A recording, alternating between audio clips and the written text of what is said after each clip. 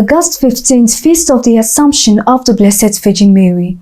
Assumed to be taken up into heaven body and soul at the end of her earthly life, the Catholic Church on this day commemorates the physical and spiritual departure of Mary, the Mother of Jesus, thereby the dogma of the Assumption. Le dogme est l'équivalent de ce qu'on appelle en science un axiome. Ce sont des vérités préétablies.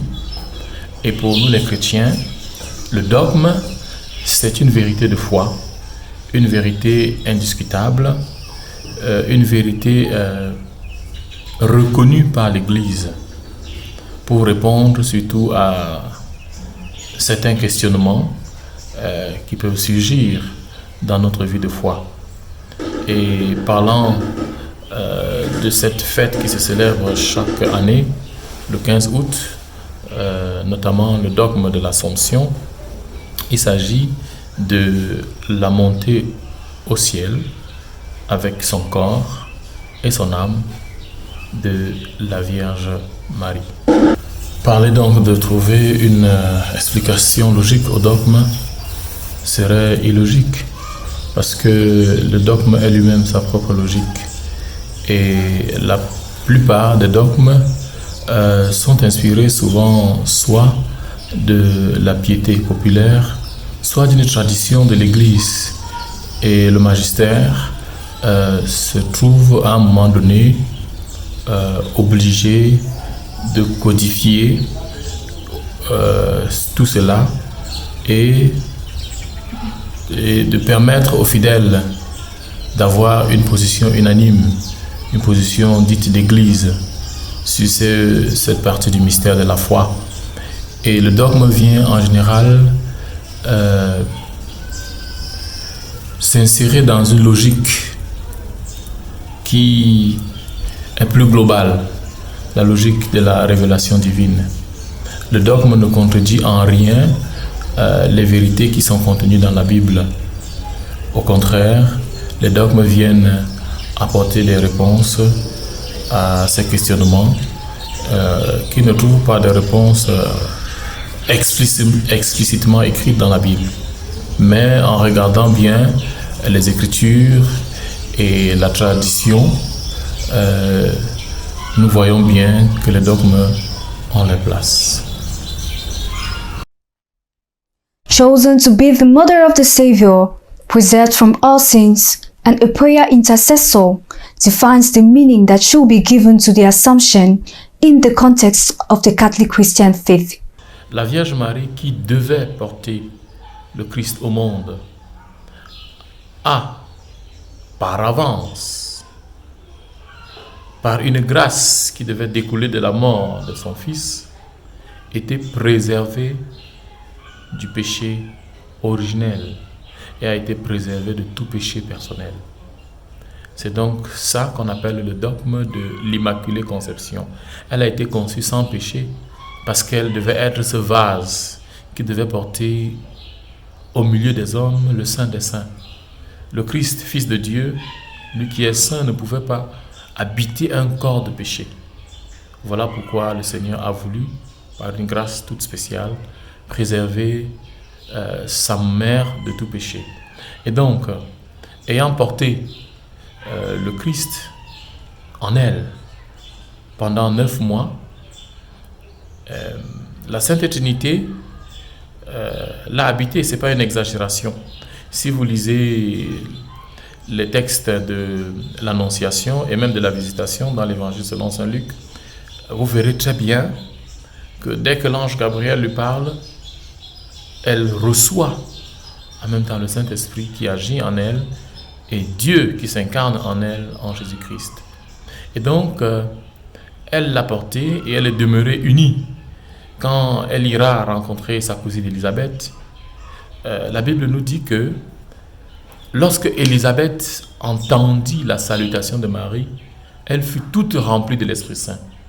Donc Marie transmettait déjà l'Esprit Saint. Marie portait l'Esprit Saint en elle. Elle portait Dieu en elle. Le Seigneur n'a pas voulu que sa mère connaisse la corruption. Voilà pourquoi il a donc élevé dans la gloire au terme de sa vie terrestre, l'élevant ainsi avec son corps et son âme.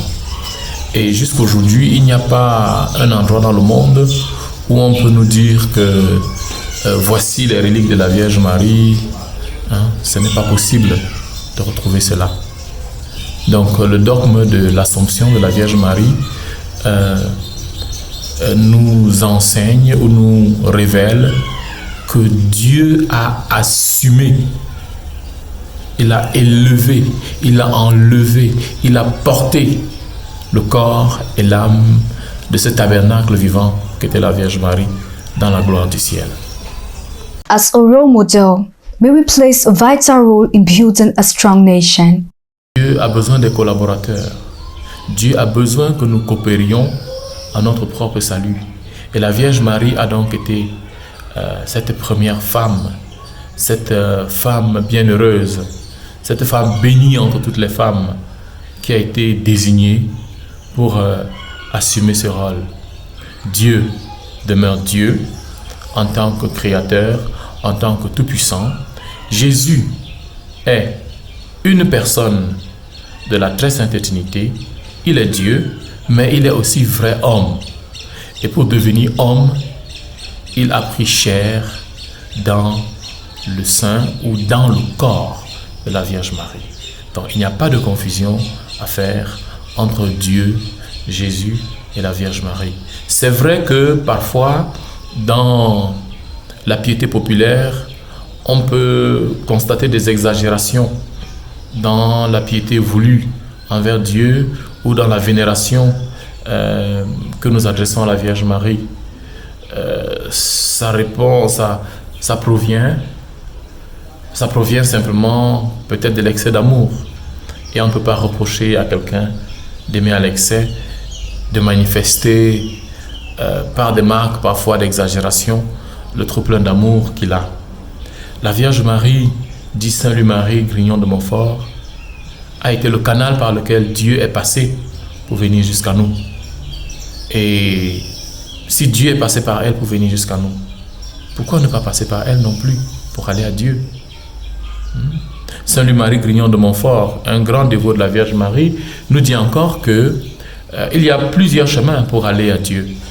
Mais le chemin le plus court, le chemin le plus sûr, c'est de passer par la Vierge Marie. La Bible nous le révèle.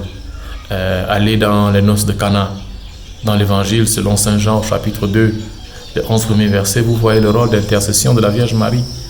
Elle ne fait pas écran à Jésus, elle ne fait pas obstacle à Dieu, elle se reconnaît comme depuis l'Annonciation, humble servante du Seigneur, elle est attentive à ceux qui l'invitent dans leur vie, elle présente leurs besoins à son Fils Jésus-Christ, qui est là discrètement et qui est capable de faire l'impossible pour nous. C'est encore la Vierge Marie qui, après avoir présenté nos besoins à son Fils, c'est encore elle qui nous enseigne la meilleure façon de servir Dieu. Faites tout ce qu'il vous dira. Et en disant aux serviteurs de Dieu, faites tout ce qu'il vous dira, elle-même a été la première à le faire lorsqu'elle a reçu l'annonce de l'ange en se présentant à Dieu comme la servante du Seigneur et s'abandonnant à l'accomplissement de sa volonté dans sa vie. Assumed into heaven, body and soul, no choices about her death nor her burial. A mystery. Il est question aussi de présenter tous nos besoins à cette mère. Oui. Je vais citer encore la noce de Cana, parce que ce passage en Jean, chapitre 2, versets 1 à 11, est très capital dans le culte marial. Jésus est invité à ce mariage avec ses disciples. La Vierge Marie est là. Ils ne sont que des invités, ce n'est pas eux qui organisent le mariage. Quand le vin vient à finir, imaginez une fête de mariage où il manque de vin. C'est bizarre. Mais la Vierge Marie, connaissant ce que cela pourrait causer comme préjudice à la fois aux mariés, sait également que dans la salle, il y a une personne qui peut faire quelque chose. Et cette personne, c'est son Fils. il n'a encore fait aucun miracle, elle va quand même vers lui pour lui murmurer, ils n'ont plus de vin. Ce n'est pas qu'ils ne savaient pas qu'ils n'ont pas de vin. Mais Marie a joué son rôle. Quand on discute le rôle d'intercession de la Vierge Marie, soi-disant parce que la Bible dit qu'il n'y a qu'un seul intermédiaire entre Dieu et les hommes, Jésus-Christ, l'intercession de la Vierge Marie s'inscrit dans celle de Jésus-Christ. Et dans ce passage, nous voyons bien que le Christ ne refuse rien à sa mère. Même si son heure n'est pas encore venue, il obéira à sa mère. Il exaucera les désirs de sa mère. Le Christ demande à sa mère, qu'est-ce qu'il y a? Mon heure n'est pas encore venue. Mais elle se tourne vers les serviteurs pour leur dire, faites ce qu'il vous dira, sachant qu'il va dire quelque chose. Et effectivement, Jésus leur dit quelque chose, il leur donne un devoir. Ces serviteurs, dans l'humilité, obéissent. Et l'impossible, l'inimaginable, le miracle se produit.